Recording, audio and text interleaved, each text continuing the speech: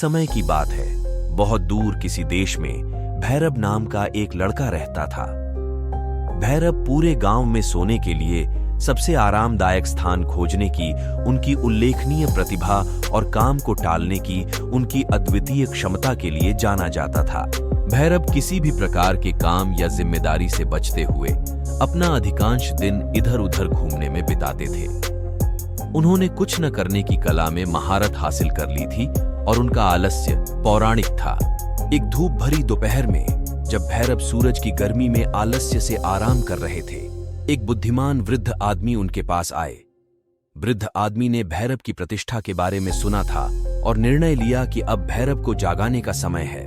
वृद्ध आदमी ने कहा, प्रिय भैरव, क्या आप जानते हैं कि आपके भीतर गहराई में अपार संभावनाएं छिपी हुई हैं? आपके पास महान चीजें हासिल करने की शक्ति है, बशर्ते आप ऐसा करने के लिए प्रेरणा जुटाएं। सबसे पहले भैरव ने वृद्ध आदमी की बातों को नजरअंदाज कर दिया। वे अपने आराम के जीवन से संतुष्ट थे। लेकिन जैसे जैसे दिन बीतते गए, वृद्ध आदमी के शब्द उनके दिमाग में घूमते रहे। भैरव ने अपने आप से पूछा, क्या जीवन में केवल इधर उधर घूमने के अलावा और भी कुछ हो सकता है?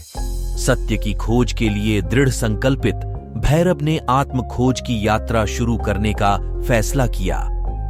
रास्ते में उन्हें विभिन्न चुनौतियों का सामना करना पड़ा, जिन्होंने उनके संकल्प की परीक्षा ली। लेकिन प्रत्येक बाधा पर काबू पाने के साथ भैरव को अपने भीतर एक नए उद्देश्य की भावना जागृत होती महसूस हुई।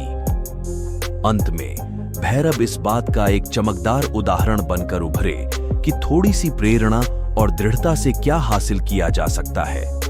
उनकी कहानी ने दूसरों को आलस्य की जंजीरों से मुक्त होने और जुनून और दृढ़ संकल्प के साथ अपने सपनों को पूरा करने के लिए प्रेरित किया।